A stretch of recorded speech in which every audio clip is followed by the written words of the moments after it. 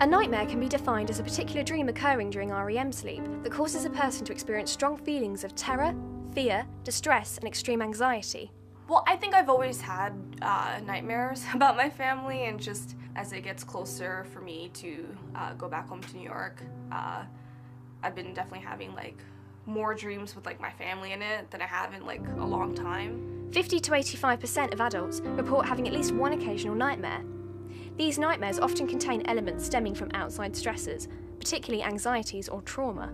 My whole family, we were at some dinner party event. We always go to those things. And I'm eating, and my sister comes over and she's like, "What are you doing? You shouldn't be, eating this food." So basically she was saying that everyone else in the family could have the food, but me.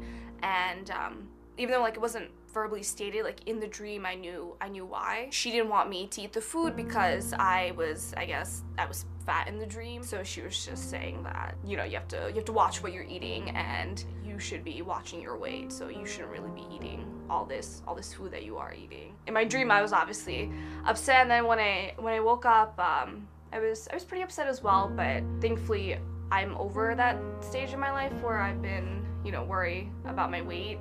Ernest Jones, student of renowned psychologist Freud, stated that nightmares were the clash between a powerful wish and an equally powerful repression. From this, Lamia may be repressing her insecurities concerning her body through a wish to enjoy food without the criticism of her family. I definitely have anxiety about going home, because I know during the day I'll just have random thoughts about going back home and what it's gonna be like after being away for so long and after having, all this freedom and going back to living at home. So I'll be, thinking about it during the day, and then I think at night, the innermost fears will come out and worry me.